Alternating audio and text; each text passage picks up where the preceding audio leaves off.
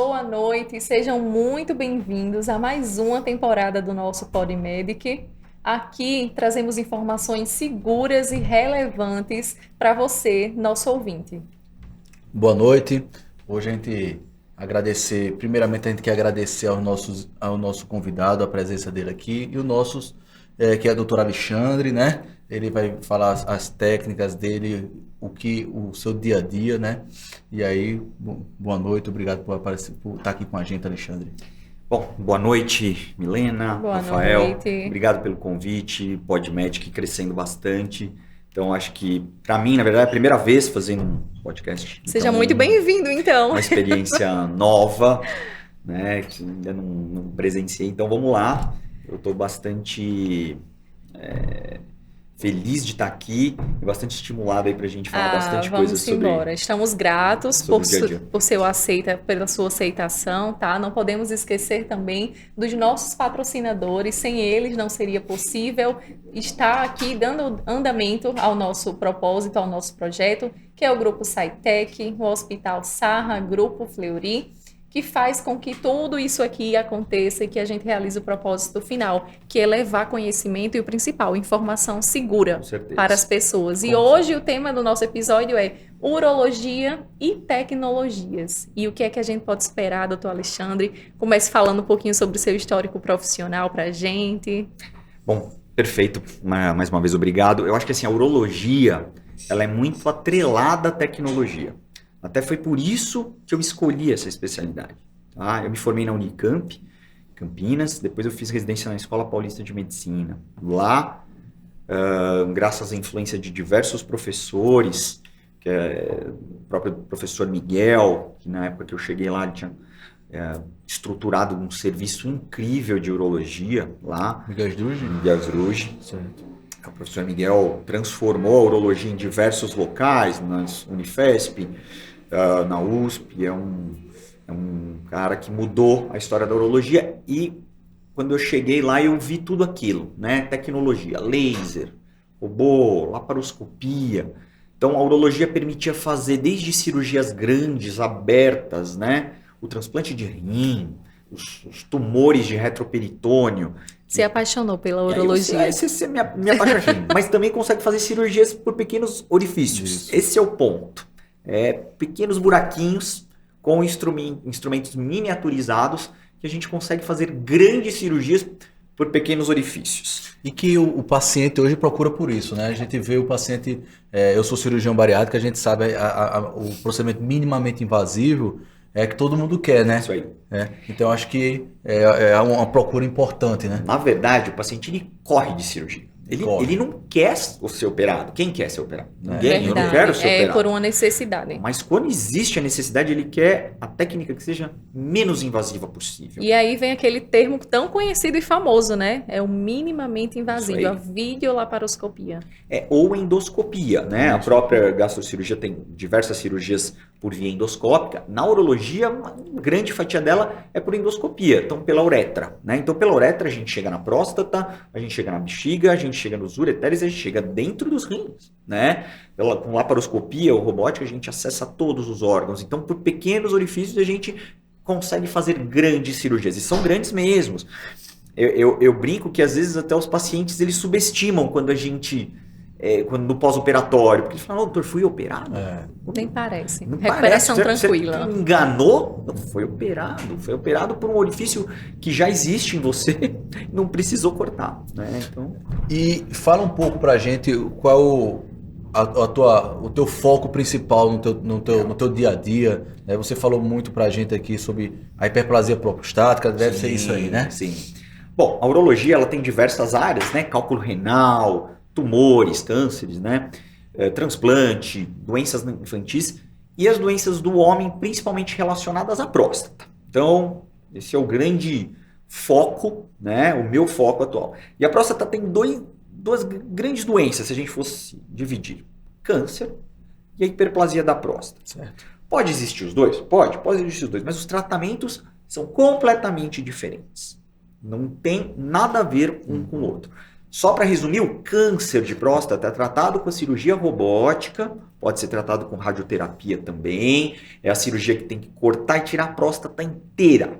Aí fica um espaço entre a bexiga e a uretra, ela tem que ser costurada, tem riscos maiores de impotência sexual, de incontinência, é uma cirurgia mais invasiva, mas é para câncer. A hiperplasia da próstata, que é o crescimento dela, benigno. E essa palavra benigna, realmente porque ela não se espalha, mas ela pode evoluir de uma forma maligna. Ela pode causar uma obstrução completa no homem, ao ponto dele parar de urinar, ele pode perder a função dos rins, né? Então são situações catastróficas que podem acontecer. Então a hiperplasia é o crescimento da próstata. E isso pode evoluir com urgência, né? O paciente tem que ir para o hospital para Com resolver. urgência, o clássico é o paciente que está sem tratamento, enrolando para se tratar, e vai num churrasco e bebe um monte de cerveja. Esse paciente, ele começa a ter alguns sintomas precedentes antes de chegar no ponto. Sim, consegue. Esse é o estado da arte da gente entender que momento ele deve ser tratado e operado. Porque a grande maioria vai ter pequenos sintomas no início. Quais são os sintomas? Isso. O principal é a diminuição do jato urinário. Tá? Ele começa a perceber que antes ele tinha um jato bom, ia longe, ele começa a ficar mais tempo no banheiro, ele começa a se comparar, às vezes quando ele vai num banheiro de um shopping, de algum lugar, ele vê que o cara mais novo, nossa, ele já urinou, eu tô aqui com uma certa dificuldade, porque ele mesmo já vai esquecendo de como era que ele urinava bem mais jovem. E aí ele vai piorando esse jato e começa a surgir outras coisas, a urgência urinária. A hora que dá vontade, ele tem que correr no banheiro, senão às vezes até urina na roupa. Começa a ir no banheiro com uma frequência muito alta. Toda hora ir no banheiro. Quando ele pega um voo, ele já pensa, tem que ficar perto da porta. Porque vai me dar vontade, eu vou várias vezes. Começa a interferir em coisas simples da vida. Qualidade de vida. Começa a interferir na qualidade de vida. Ele acorda diversas vezes à noite. Então ele começa a pensar só na parte urinária, acaba com a qualidade de vida dele, acaba com a parte até sexual, porque ele fica um cara mais deprimido, ele sente que ele tem algum problema. Então começa assim, só que pode evoluir para situações até mais drásticas. Aí infecção urinária, formação de cálculos na bexiga. Se não for tratado. Se não for tratado. Ou até o que a gente comentou agora, que é uma situação dramática, que é a retenção urinária. Então o cara tá no churrasco lá, como eu tava falando, cerveja, ele distende a bexiga, a hora que ele vai fazer não sai nada. Aí é desespero, é uma dor insuportável, uma situação dramática, tem que correr para o pronto-socorro. Né? Tem que correr para o pronto-socorro por uma sonda. Então, é uma situação, a gente fala benigna, mas ela pode ter um comportamento que prejudica muito a vida do homem. Agora deixa eu lhe perguntar, na maioria dos casos, os homens eles chegam em estado de urgência ou eles já começam a notar os sinais e procuram um acompanhamento? Isso mudou muito nos últimos anos, principalmente por isso. Informação. Por informação. Então hoje os pacientes têm procurado mais cedo. Acontece que assim, a gente, para tratar, se ele não tiver muito sintoma, também não vale a pena tratá-lo muito precocemente, porque os tratamentos, tanto com medicação ou com cirurgia, têm seus prós e contras. A gente precisa avaliar o momento certo, que é aquele que ele não está tão mal, mas que ele tem algum sintoma. Muitos homens procuram, e aqui é um conceito importante, porque ele fez um exame de ultrassom e viu uma próstata aumentar. Então eu preciso dizer e passar esse conceito que é muito importante. Só o aumento da próstata não quer dizer que ele vai ter que ser tratado, que ele vai ter sintomas. Olha só, olha esses dados para situar qual é o cenário mundial. Os homens aos 50 anos, 50% deles, metade dos homens aos 50 anos, a próstata cresceu. Aos 70 anos, 70%. Olha quanta gente cresceu a próstata. Muito. Só que a gente vai tratar todos esses homens? Não. Aí, aos 50 anos, 25% dos homens vão ter sintomas. E aos 70 anos, em torno de 35%. Tá? Para ter um número, depois dos 50 anos, 1/3 dos homens, 30%, vai precisar de algum tratamento. Vai ter sintomas. É um parâmetro muito alto. Mas olha o que é. 1/3 dos homens. Esses dados, eles foram analisados nos Estados Unidos em 2019. E aí que chegou esse número, que 1/3 dos homens em 2019 tem sintomas relacionados à próstata. Hoje, deve ser pior, porque a população está envelhecendo. 4 anos depois, esses dados eles devem estar mudados, aumentados. piores. Ou seja, é uma doença extremamente prevalente. Extremamente prevalente. Mas o conceito precisa a próstata estar crescida e ter sintomas. Se ele tiver só... Eu recebo pacientes no consultório com próstatas enormes. E o que só é para ter feito? uma ideia do tamanho da próstata. Uma Aham. próstata normal num jovem é 30 gramas. Ela vai crescendo pouco. Então 40 gramas, 50 gramas seria uma próstata mais ou menos normal para um paciente mais velho. Eu recebo às vezes paciente com próstatas de 200, 300 gramas. Mas olha que incrível, alguns pacientes desses muitas vezes não estão com sintomas. Ele está compensado. Aí a gente vai abrir mão de exame. A gente vai abrir mão, não. Aí a gente vai partir para exames. Ultrassom. Aí você vai ver se ele está conseguindo urinar bem. Ele urina, faz ultrassom. Você vai ver que sobrou um monte de xixi na bexiga dele.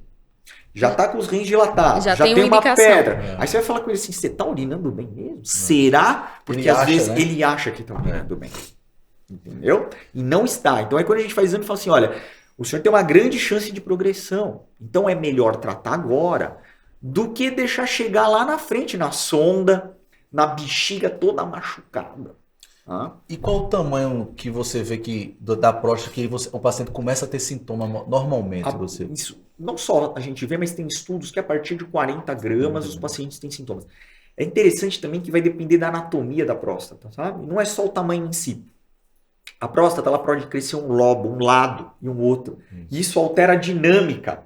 Às vezes ela cresce inteira e não obstrui tanto a saída de urina. Vamos mostrar aqui na TV mais ou menos o que é uma Vamos. próstata para o público que é homem, ele já ter a intenção de que precisa procurar um urologista. Coloca ao anterior, que eu acho que tem... Essa. É só resumindo, aqui são os tratamentos, né? A gente vai chegar já Que a já gente nesse vai ponto. chegar já, mostrando mais ou menos o que a gente faz hoje, tá? Uma próstata, ela seria como uma noz. Imagina uma noz, Nossa. tá? E ela é desse tamanho. E ela vai crescendo. Só que a noz, ela tem a parte da casquinha e tem a parte interna que a gente come. O que cresce é a parte interna. Isso é muito importante, que a gente chama de adenoma, que é tumor benigno. Isso. A parte externa, que a gente chama de zona periférica ou cápsula, não cresce, mas é ali que dá o câncer. Entendeu o conceito? Sim. Então, o que a gente tem que tratar na hiperplasia da próstata é essa É a parte parte interna. Com remédio, com cirurgias, como a gente vai conversar, mas é essa parte interna. Esse conceito é muito importante, até para os pacientes entenderem, às vezes eles vêm com essa dúvida no consultório, o doutor vai tirar a próstata inteira, vai tirar por fora, como que é? Eu costumo fazer essa analogia com a noz ou com aqueles abacates pequenininhos, os avocados. O que cresce é o caroço do abacate. É aquilo que a gente tem que tirar. E para aquele paciente que ele ainda não evoluiu para um caso cirúrgico, ele fica e está com a próstata aumentada, ele precisa fazer um acompanhamento? Para todos eles, se ele não tiver uma situação muito dramática, a gente sempre começa com medicação. Tá? Hoje em dia tem 2 tipos de medicação, grosseiramente falando. Tá? A gente chama de alfa-bloqueadores e os inibidores da 5-alfa-redutase. Né? O famoso doxazosina e a finasterida. Tá bom? A doxazosina relaxa um pouco a musculatura da próstata, facilitando um pouco a saída do jato. O termo aqui é importante, pouco, né? Ela não é milagrosa, Não ela vai melhora resolver. um pouco. Se o paciente não está muito incomodado, ele fica bem. A outra medicação, a finasterida e a dutasterida, elas são para tentar diminuir um pouco a próstata. Tá? Nem todos os pacientes têm esse efeito. Quando tem esse efeito, ele não é muito grande, é em torno de 20%, 25%. Tá? E ele tem alguns efeitos colaterais relacionados à parte sexual, diminuição da libido, da ereção, pode dar ginecomastia. Então, a introdução da medicação ela tem que ser discutida muito bem com o paciente. Eu tenho pacientes que falam para mim, eu não quero tomar remédio. E aí eu falo uma coisa importante. Você trata diabetes, você trata síndrome metabólica. Antes da cirurgia metabólica, os pacientes com diabetes tratam com insulina, com medicação. A hipertensão trata com remédio. Imagina se tivesse uma cirurgia para curar a hipertensão. Eles não queriam tomar o remédio. Ninguém ia tomar remédio. Imagina uma cirurgia para tratar o diabetes, que agora tem, em alguns casos. Para a hiperplasia, a gente tem uma cirurgia que trata a doença definitivamente. Existe uma resistência? Quando a gente coloca nesse aspecto, A maioria dos pacientes entendem muito bem e eles pensam isso. Bom, eu vou tomar remédio pro resto da vida, ou quantos anos? Eu vou ter efeitos colaterais. Vamos resolver Eu logo. acho que isso também é por um incentivo da esposa. A esposa é fundamental. Ela é no consultório, muitas vezes eu tô conversando com o paciente, de repente eu paro e falo assim, ele urina bem mesmo? Fala pra mim, doutor, não. Seguinte, ele fica 5 minutos no banheiro, ele volta, 10 minutos ele tá voltando, acorda a noite inteira, ele reclama. Então a esposa é parte fundamental. E eu sempre, no final da consulta, eu pergunto, o que você, esposa, acha que deveria ser feito aqui? Dá a sua opinião. A maioria delas fala, vamos resolver. E é como você falou no começo, né? Hoje a cirurgia é minimamente invasiva, né? Então, ele já sabe que é uma cirurgia que, como você falou, opera num dia, normalmente outro dia já vai para casa, é uma evolução muito rápida, né? Mas então, às vezes, o termo cirurgia, que às vezes expande. É o termo cirurgia, no homem, cirurgia na região genital. Existem mitos. Pois é, eu não ia falar isso aqui porque eu sou a única mulher nessa mesa, mas existe uma certa resistência. Eu tenho um feeling de marcação de consultas de um cliente urologista também, e quem marcam as consultas são as esposas. Muitas vezes. Não são os homens que vão ser consultados. Mas a gente está aqui para desmistificar isso. Sim. Na verdade, o tratamento cirúrgico evoluiu muito nos últimos anos. Tá? Então, há 80, 90 anos atrás, o que se faziam eram 2 cirurgias para esse crescimento da próstata. A famosa raspagem, que a gente chama de RTU da próstata, ressecção transuretral da próstata. Ela faz um túnel nesse caroço do abacate. Se a próstata não for muito grande, ela resseca quase todo o adenoma. Mas, a partir do momento que ela é maior, ele já faz um túnel que, em breve, ele volta a crescer e volta a obstruir. Tá? E quando a próstata era maior, antigamente, fazia-se a cirurgia aberta, que é um corte na barriga, um buraco na bexiga, o cirurgião punha o dedo para tirar todo esse adenoma. E quando ela foi inventada, inclusive, tem até uma história que tinha que ficar com a unha comprida para tirar com a unha. Ah, tudo bem, 1900 e bolinha, ou nem 1900, um pouquinho antes, 1800. Tá explicado o trauma dos homens. Bem antigamente era isso. Mas o que eu quero dizer, é uma cirurgia mais agressiva, e eu acredito com alto que as risco incisões de também. Sim, com diversas complicações. A RTU em si, ela também evoluiu muito, mas ela continua o mesmo processo, com uma energia elétrica, fazendo uma ressecção. Vai depender muito da experiência do cirurgião, se ele faz bem uma RTU ou não, mas o que a gente observa é que pode ter até 25, 30% de recidiva, de crescimento de novo em 8 anos. Aí o paciente operou uma vez, aí ele tem que operar de novo, ou ficar com remédio. Pois bem, é aí que vai entrar as tecnologias de enucleação, que é o que a gente tá para falar, que começou em 98 na Nova Zelândia. Na verdade, tem um japonês, o Dr. Hiraoka, que ele é um cirurgião, ele não gosta muito de aparecer, ele não gosta de podcast, ele não gosta de Instagram, ele não gosta de congresso. Em 83, ele pegou o material da RTU, lá, a alcinha e tal, e começou a descolar o caroço, o adenoma, fazendo o que a gente chama de enucleação. Ele conseguia tirar tudo com energia elétrica. Fazia isso. E continuou fazendo. A gente não sabe se médicos da Nova Zelândia ou de algum lugar viram ele fazendo isso e pensaram em colocar o laser. E aí associou o laser a uma técnica de enuclear, de tirar completamente esse caroço do abacate, a parte interna da noz, de forma completa para que nunca mais cresça. Certo? E efetiva. Então, na Nova Zelândia, o Dr. Peter Gillen, em 98, pegou um laser. Esse laser é o laser que a gente usa até hoje. Existem hoje diversos lasers em urologia. Lasers de rhômium, de túlium, laser verde, laser de diodo, diversas formas que vai mudar o comprimento de onda, a penetração no tecido, vários princípios da física envolvidos. Mas o laser de rhômium, que é o que quebra a pedra, a gente quebra a pedra, cálculos, todos os dias, de alta potência, é esse laser que a gente usa para a próstata. E aí o Dr. Peter Gillen resolveu, com esse laser, fazer essa enucleação. Instrumentos mais rudimentares, mas já em 2000, isso já tinha sido sistematizado na Nova Zelândia e já estava indo para os Estados Unidos. Nesses 25, 23 anos, evoluiu tanto e foram tantos estudos científicos com a enucleação da próstata laser, do inglês Rhombium Laser Enucleation of Prostate, ou ROLEP, ou português ROLEP, tá bom? Ela evoluiu tanto em termos de ciência, de evidências, ela foi estudada comparada com todas as técnicas. Eu costumo, nas minhas aulas, falar, a gente vê um monte de cirurgia que você fala assim, nossa, cirurgia boa, colecistectomia, hérnia. Mas se você for ver estudos, não tem um monte de estudos comparando aberta com fechada, tem alguns.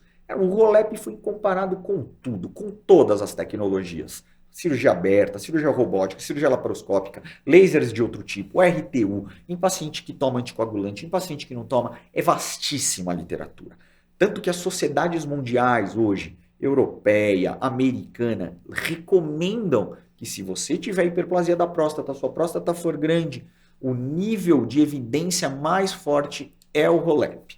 Tá, estão surgindo outros níveis de evidências com outros lasers, com outras técnicas, mas o ROLEP é já há muitos anos o nível de evidência maior. Pelo que você falou, já é uma coisa que está sendo estudada há muito tempo, né? Muito Não começou de 5 anos para cá, né? Já no tem Brasil, que começamos em 2016. Então chegou em 2016, assim, grosseiramente falando, sabe? Sistematizada, de forma organizada essa cirurgia, né? Com uma técnica padronizada. É uma técnica tão específica e os profissionais, eles estão habilitados a fazer esse procedimento? Um dos limitantes é a curva de aprendizado. Ela é uma técnica difícil. Mas quando a gente fala em cirurgia, medicina, quase tudo é difícil. Tudo é difícil. Sabe? Qual é a curva de aprendizado de operar uma vesícula, uma hérnia? Uma bariátrica. Será que uma bariátrica? Então nem se fala, né? O que acontece é que os residentes, os médicos em treinamento no mundo inteiro, eles fazem RTU na residência. O ROLEP não, porque é uma cirurgia um pouco mais complexa, necessita de um equipamento adequado. Então eles acabam saindo... Difícil acessibilidade também? Acessibilidade... Ao laser, ao Isso já foi mais equipamento. difícil, hoje já está mais fácil. No SUS, um residente, alguma coisa, consegue ter Alguns acesso? hospitais estão já colocando Aqui em em São treinamento. Paulo. O Hospital das Clínicas da Faculdade de Medicina da USP, onde eu atuo, onde eu sou assistente, já tem no treinamento do residente isso. Ele sai com alguns casos, mas ele vai precisar ganhar uma experiência fora. Uhum. E esse treinamento fora é que é muito importante. Então, por quê? Porque o cirurgião precisa ter pelo menos uns 50 casos para fazer uma próstata que não seja muito grande. Para próstatas muito grandes, ele precisa ter 100 casos.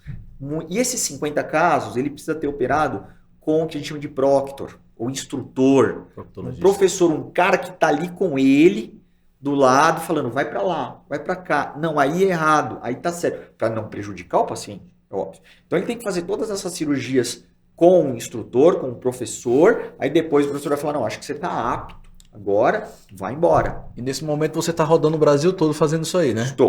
Estou assim, eu posso dizer que eu comecei em 2017 a viajar fazendo cirurgias demonstrativas e treinamento. Em 2016 eu fiz minha curva de aprendizado aqui no Brasil. Em 2017 eu comecei a viajar. Em 2018 eu fui para a Itália, onde eu fiz um treinamento em Milão. Já tinha uma grande experiência, já tinha operado mais ou menos uns 200, 300 casos aqui até 2018. Eu fui para a Itália, acompanhei grandes cirurgiões na Itália também. Que eu posso dizer, a Europa faz muito dessa cirurgia. Na Itália, quando eu estive, já não fazia quase mais RTU.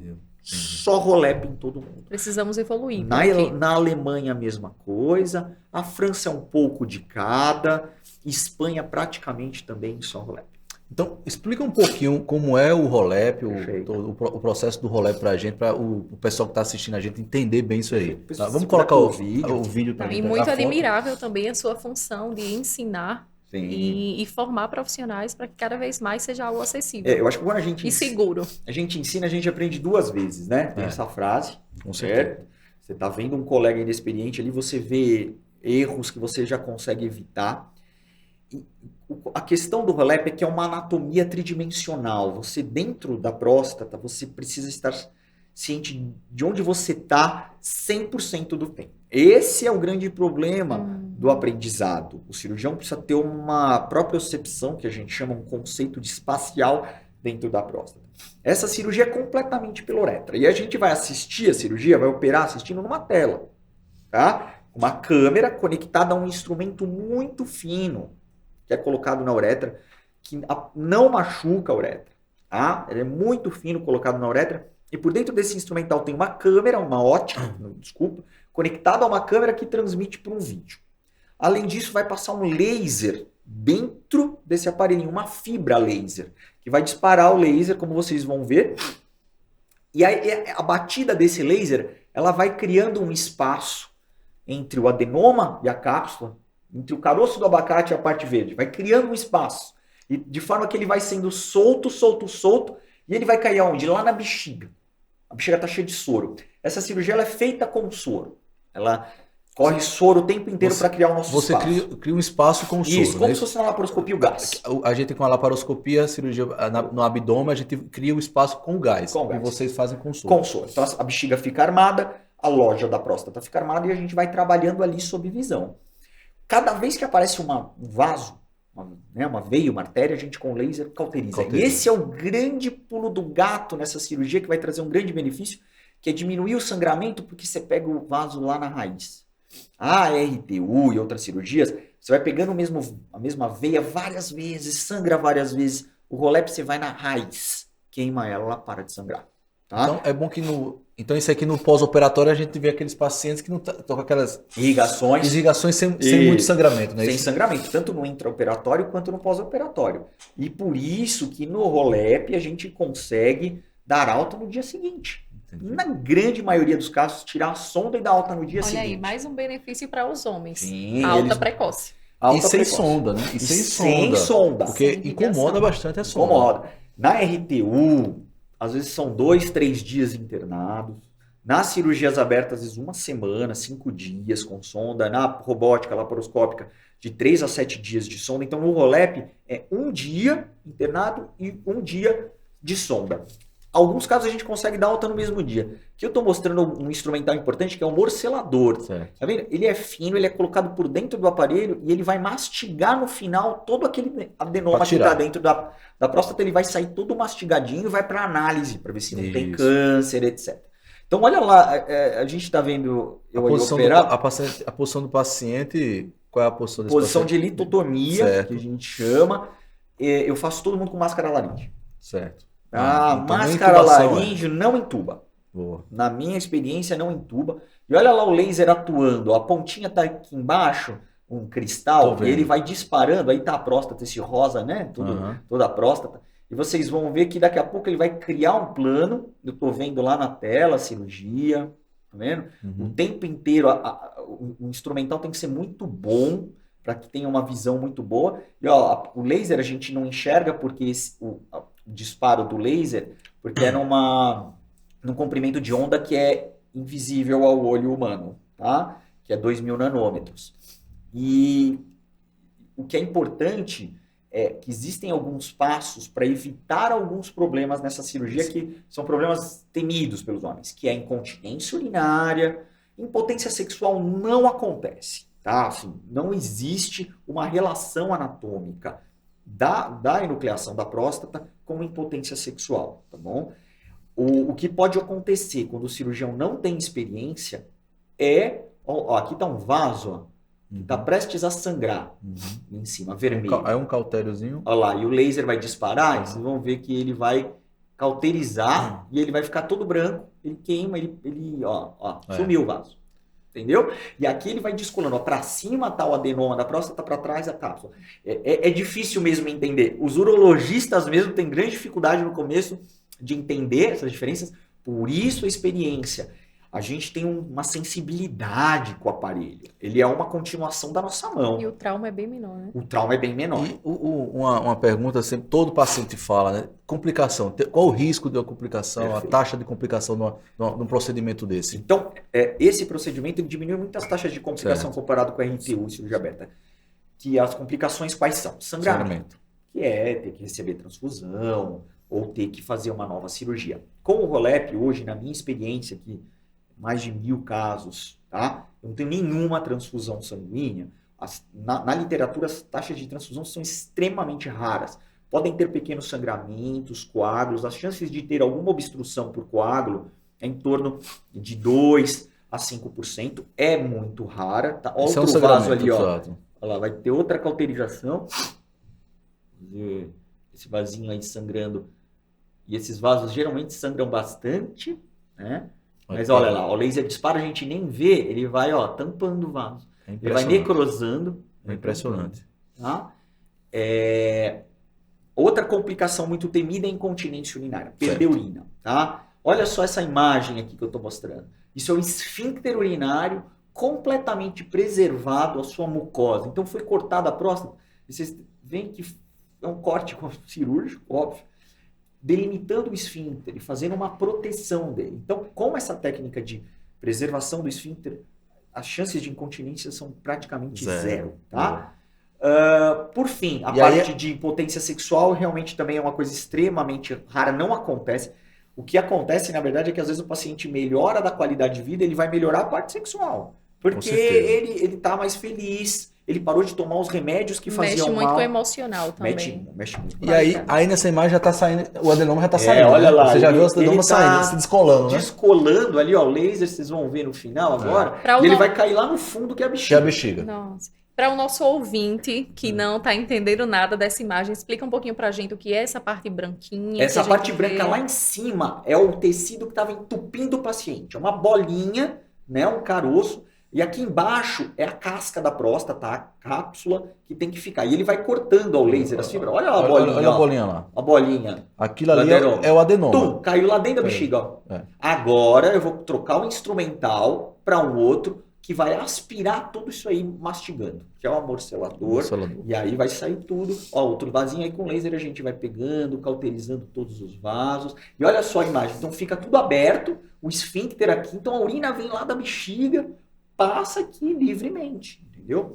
Então não é um túnel, que nem RTU. Olha, agora eu vou pôr o aparelho que é o amorcelador, também é pela mesmo instrumental, que é bem fino, toda a uretra tolera bem. A gente atualmente usa instrumentais bem delicados, bem finos, isso também progrediu muito, tá? Então as chances de estenose de uretra, que é um machucado na uretra, são raríssimas. Nesse momento o paciente não está sentindo dor, o paciente vai acordar com dor?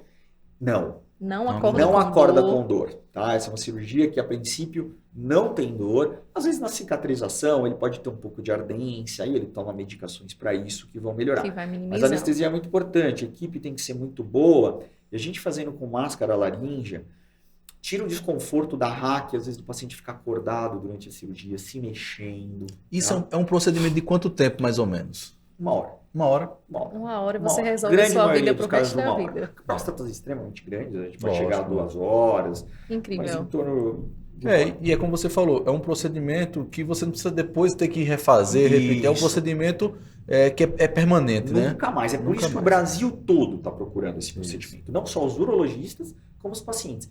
Então, eu recebo contato de pacientes do Brasil inteiro e eu opero, né, aqui no centro. A gente criou para isso um centro no Hospital Sarra. É isso que a gente conversar agora, que o Sarra é nosso parceiro aqui. Comenta que você fez você fechou um acordo com o Sarra, que você está trazendo seus pacientes para lá. Perfeito. Há muito tempo, eu sempre operei nos grandes hospitais de São Paulo, mas há muito tempo eu procurava um lugar em que a gente poderia sistematizar esse procedimento. Com a enfermagem, com o centro cirúrgico, tendo todo o equipamento dentro do hospital. E aí, graças ao Dr. Arnaldo Cividanes, ao Hospital Sarra, a gente conseguiu criar um centro de ROLEP. E esse é o primeiro centro de ROLEP em São Paulo, criado, e até hoje eu sei que é o único, que ele é voltado para o ROLEP. Mas você fala, nossa, mas os outros hospitais... Veja bem, os outros hospitais têm RTU, têm outras cirurgias. A enfermagem não conhece bem o ROLEP. No Sarra... Você teve que treinar esse pessoal. Todo mundo. Pessoal da faxina, pessoal da alimentação, pessoal da enfermagem. Todo mundo sabe o que é ROLEP. A enfermagem é craque em cuidar no pós-operatório. Ela sabe como cuidar da irrigação, que é essa lavagem. E é essencial nesse processo de pós. Essencial. Né? A parte hospitalar da enfermagem, ela é 33%. Eu sou 33% e o paciente é 33%. Então, Medidas a gente iguais. divide ali todo mundo. Se todo mundo trabalha direito, pensamento positivo, se dedica, vai dar tudo certo no final. Coisa Então, boa. o Sarra, a gente conseguiu organizar isso e agora a gente tem o apoio do Fleury nesse centro. Então, Perfeito. o Fleury veio, deu todo o apoio, todo o suporte. Então, ali a gente recebe paciente do Brasil todo. Tá? Então, eles vêm, muitos chegam no aeroporto de manhãzinha, em jejum, vai lá, opera, no dia seguinte, volta para sua cidade. E o resto do acompanhamento é por teleconsulta. Isso, hoje, graças a evolução da evolução. teleconsulta, a gente consegue fazer. Por quê? Porque o pós-operatório, nesse aspecto, não precisa fazer um monte de exame, não precisa fazer um monte de intervenção. Você não tem que pensar que vai ter que reoperar o paciente porque a próstata cresceu ou não. Então, o acompanhamento que a gente faz é com o PSA, que é um exame de sangue para ver se ele não tem risco de câncer de próstata, continua fazendo isso. Um ultrassom. E aí, isso ele manda, o paciente manda, a gente faz uma teleconsulta, a gente consegue fazer o acompanhamento. E é um paciente desse que ele já pode viajar, pegar um voo no outro dia, né? Não tem problema nenhum. Pode, não tem problema nenhum. Por isso que é importante o centro de Rolep Sarra Fleury ou sem qualquer centro de Rolep. Porque o pós-operatório vai depender da irrigação. Isso. Fica 24 horas lavando a bexiga com soro. Se essa lavagem é interrompida, não é trocado o soro, pode alguma veia, algum vasinho sangrar no paciente e formar coágulos. Aí quando você tira a sonda, ele vai urinar, trava. Aí ele não urina bem. Por isso que se a equipe de enfermagem ajuda muito a gente nisso, a cirurgia foi boa, deu tudo certo. No dia seguinte, eu vou no quarto do paciente, eu mesmo faço isso, eu tiro a sonda dos pacientes e aí eles ficam no Sarra almoçando, urinando. Almoça, urina uma vez, 2 vezes, 3 vezes. Tá urinando bem, ele tá liberado. Ah, E aí perfeito. tá tranquilo. Ah, mas ele não urinou bem, aconteceu alguma coisa? Eu falo, calma, fica mais um dia aqui, vamos eliminar esse coágulo. É raríssimo, mas Pode acontece. acontecer. E o nosso propósito aqui é levar informação segura. Então, Isso. uma informação segura para os nossos ouvintes é que pesquisem, vejam o histórico profissional do seu médico, está com os sintomas, procurem um especialista, mas esse suporte, essa pesquisa, essa procura, essa confiança, sentir confiança e conexão com o médico, ela é primordial Eu nesse acho que processo. Essa pesquisa é importante. Eu falo para os meus pacientes isso. Eu recebo muito paciente pela internet, né? Então, às vezes, ele senta Sim. ali na minha frente e fala assim, mas você me pesquisou É. bem? Você pesquisou meu currículo? Você conhece meu currículo? Você sabe? Sim. Ou você veio porque você viu um vídeo meu no YouTube? Isso. Não é assim. Eu- O marketing hoje ele tem 2 benefícios. Ou ele vai levar uma exposição que não é verdade, que geralmente é aquele marketing agressivo que se faz dentro das plataformas, das redes Isso. sociais, e tem aquele marketing que é baseado nas verdades, Isso. que tenta mostrar para o paciente o que realmente ele precisa saber, Marketing positivo. né, os benefícios do procedimento. Só pelo fato da anestesia ser apenas por máscara já é uma É uma evolução evolução. muito Isso aí grande. é a minha equipe de anestesia extremamente capaz, que está lá dentro do SAR, então eles estão acostumados comigo, que tem uma velocidade cirúrgica boa. tô Eu acostumado imagino com que até o eles. desconforto para o homem que está ali, que já às vezes já vem com a resistência de casa de fazer o procedimento, ele saber que não vai ter aquela agulhadinha nas costas, já é um desconforto a menos. Quando o paciente chega para mim e fala, doutor, eu pesquisei a sua vida inteira, né? Eu sei tudo, eu adoro, eu acho que é importante demais o paciente saber de tudo, né? A maioria dos pacientes, eu acho que acontece isso, é muito indicação, né? Mas é importante você saber, conhecer o profissional que você está trabalhando, né? Eu só queria um exemplo, postar a foto só para uma recapitulação, o desenho ali, De eu acho como que funciona vai ficar mais o- fácil para os pacientes o desenho. Ó, em que é cima como tem ali a laranjinha. a laranjinha, E o exatamente. laser atuando. Então ele tira a parte que a gente, né, come da laranja, fica a casca. E ali embaixo, ó, tem um esquema mostrando como o aparelhinho vai tirando a próstata e jogando lá para dentro da bexiga, depois ela vai mastigando. Põe Que o vai próstata, sair na urina. vai sair num aparelho No pra marcelador. fora, no morcelador. Sabe o final do vídeo ali que a gente tava vendo ele descolando e saiu aquela bolinha, é o final dessa laranja aí que ele tá tirando esse pessoal. Põe o outro, que tem um outro desenho lateral. Isso, olha lá, enucleação, que a gente chama, toda a parte rosa lá dentro é a próstata. Então, com laser a gente vai descolando. Aí, esse aqui, aí do lado tá um corte, como se fosse cortar o paciente aqui no meio, tá? No meio dele, que a gente chama sagital. Morcelando a próstata dentro da bexiga. E o aspecto final ali, tá? A bexiga toda tranquilo. E aonde era o adenoma da próstata lá, tá todo vazio, entendeu? Então, a urina vai passar livre. O paciente vai urinar bem. Perfeito, perfeito. Eu acho que assim, do pós-operatório, uma coisa que é importante que eu sempre falo para os pacientes eu costumo pedir 15 dias aí de abstinência sexual e academia. Depois de 15 dias, tudo normal. Se tudo estiver bem, vida Voltar a normal. dirigir. Dirigir com 48 horas já está liberado. Perfeito. É muito bom, eu acho que o procedimento é revolucionário, eu acho que é muito bom porque, como você falou, tem muitos benefícios em comparação à RTU, que a RTU é um procedimento muito bom também, né? A gente sabe que é bom, mas ele, em comparação a ele avançou bastante e a gente vê tudo isso, a gente fala em benefício a quem? Ao paciente, né? Paciente. A gente sempre preza o paciente, né? Tecnologia sempre andando Sempre lado a lado ao com a lado- medicina. Isso. Aí, mas uma coisa que a gente tem que tomar cuidado é com algumas tecnologias, né? A gente sabe que existem aspectos comerciais por trás de quase tudo. Exatamente. O Rolep não tem. Aliás, uma das possíveis causas do Rolep ter crescido devagar no Brasil e até no mundo, porque nunca teve uma empresa por trás fazendo marketing. Ele é uma técnica cirúrgica, família. Como a laparoscopia, é uma técnica. Você pode fazer laparoscopia com instrumento A, B, C. O Rolep você Várias pode fazer com opções. laser A, B, C. Você pode, mas não existe uma empresa que fala, olha, é só esse equipamento, esse instrumental para cirurgia. E existe hoje em dia, está surgindo diversos devices, instrumentos, procedimentos que eles chamam também de minimamente invasivos, que tem um aspecto comercial muito em cima, tá? Então, existem hoje injeções de vapor de água dentro da próstata, grampos para abrir a próstata, que existe um apelo comercial muito grande, principalmente por causa dos Estados Unidos. Os estudos, a maioria com conflitos de interesse, por quê? Porque quem realiza os estudos está recebendo patrocínio dessas empresas, tá? Então, os dados não são tão confiáveis. E o que acontece nesses procedimentos minimamente invasivos? Tem grandes chances da próstata, primeiro, de não ter resultado. Segundo, de ter um resultado temporário. Tá? Então, muito cuidado hoje em dia com coisas que vão surgindo, tem que avaliar bem. A maioria dessas tecnologias não passaram pelo crivo do tempo. Que o Rolep de 23 anos, laparoscopia de tantos anos, a própria RTU passou, tá bom? Esses procedimentos não passaram. Mais uma vez a importância da pesquisa, Isso. do buscar Mais por uma vez. informações.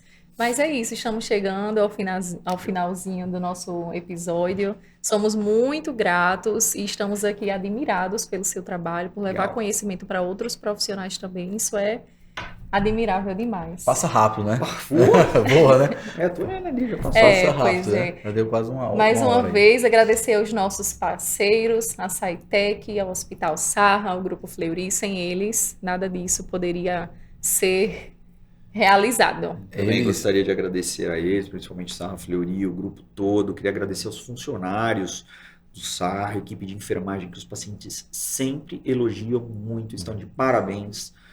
Ao próprio Arnaldo, que faz uma excelente administração ali. Tá? Então, acho que a gente tem tudo para crescer cada vez mais. Eu também trabalho no Sarra, opero lá também, tenho minhas cirurgias lá. Amanhã mesmo eu vou ter cirurgia lá. E o trabalho é sensacional, né? Eu não tenho dor de cabeça lá. A equipe de enfermagem, a equipe do centro cirúrgico, né, que também ajuda muito a gente. Eu acho que faz as coisas acontecerem, né? Atendimento mútuo, E né? agora, eles apoiando a gente também nesse processo do podcast, do Podmedic, né? Eu acho que é sensacional. É trazer informação, né? Exatamente. Parabéns. E com isso, chegamos ao finalzinho. Lembrem-se de ativar o sininho em nosso canal. É importante para que cada atualização você receba as nossas novidades, as nossas temporadas, com temas diversos a respeito da área da saúde. Então, até a próxima. Obrigado.